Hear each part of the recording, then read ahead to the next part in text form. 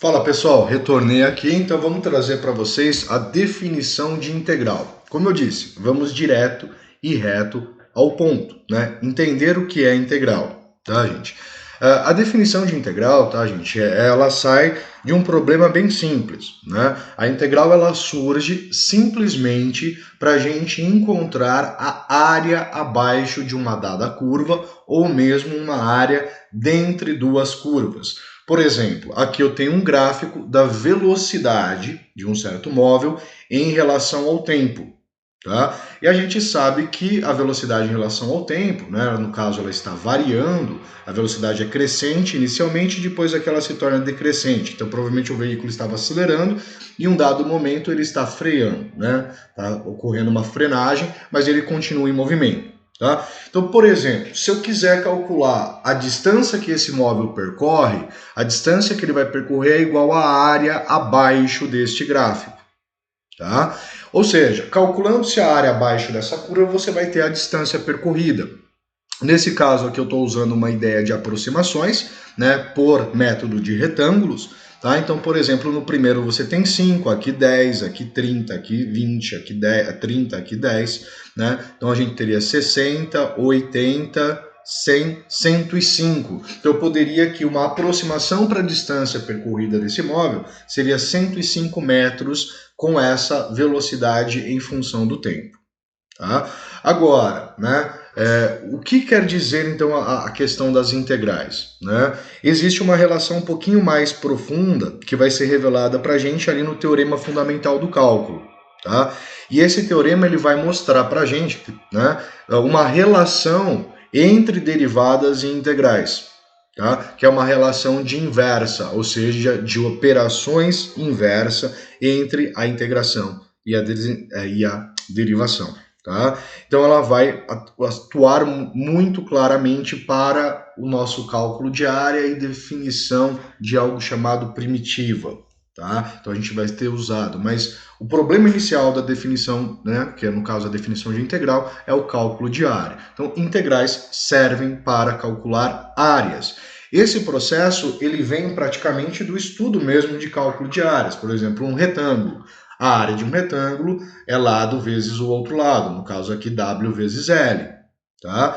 A área de um triângulo é base vezes altura dividido por 2. Tá? Quando eu já tenho um polígono um tanto quanto um pouco diferente, né, eu teria que calcular aqui no caso por áreas parciais. O que seriam essas áreas parciais? Dividir-se essa figura em formas geométricas parecidas, daí eu calcularia a área do primeiro triângulo, a área do segundo, a área do terceiro e a área do quarto, e a área total da figura seria a soma de todas essas áreas. Né? Então o estudo da questão de áreas, né, das integrais, surge basicamente desse primeiro pressuposto, então poder dividir regiões em várias áreas. Né?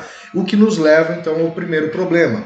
Como eu faço para calcular a área abaixo de uma curva? Né? Essas formas são formas geométricas básicas que a gente conhece as formas de calcular. Né? Triângulo, metade da base vezes altura, retângulo, né? Lado vezes lado, ou base vezes altura, e assim sucessivamente. Agora, como eu poderia proceder para calcular então abaixo desta curva f de x? Né?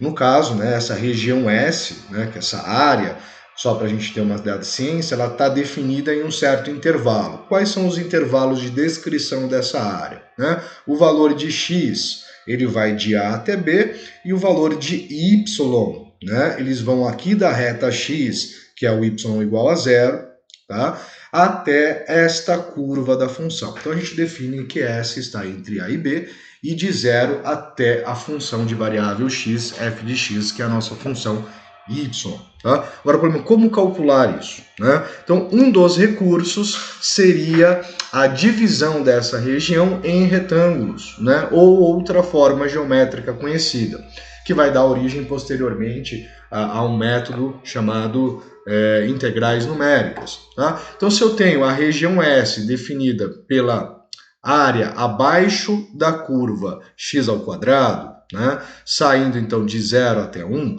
nós teríamos, no caso, calcular a região S de 0 até 1, de 0 até x ao quadrado. Uma possível solução é dividir essa região em várias partes, S1, S2 e S3 e S4, e tomar que a área S, então, é a soma de todas elas.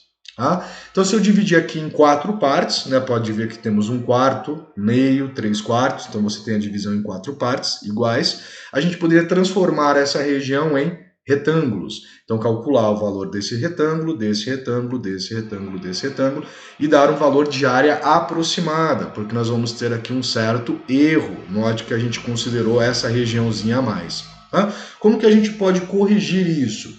Dividindo essa região em mais partes. Tá? Então, aquela foi dividida em 8 partes, né? 1/8. Note que a gente vai ter, então, 8 retângulos, tá? Vamos ter 8 retângulos. Essa diferença ela se torna um pouco menor. Tá? Se a gente lembrar, né, disso, então, de divisão, né, eu posso dividir isso em uma grande quantidade de partes, e cada vez que eu fizer isso, esse erro que eu apresento cada vez fica menor. Né? Então, tendendo para quê? Tendendo para o valor exato dessa área. Tá? Ou seja, a integral, tá, ela vai ser considerada, né, pela somatória de Riemann, o limite da soma dessas áreas parciais, tá? Para quando a gente tende essa divisão para o infinito. A gente vai calcular áreas desta forma? Não, isso é apenas para trazer o conceitual para vocês. Tá? Então a gente vai partir já diretamente, tá, para a questão da integral como antiderivada. Tá? Então, o que quer dizer a integral como antiderivada? Tá? Para não ficar muito longo, eu vou deixar a integral para antiderivada para o próximo vídeo, para vocês terem também a separação ali de conteúdo. Tá? Então, até daqui a pouco, eu já volto.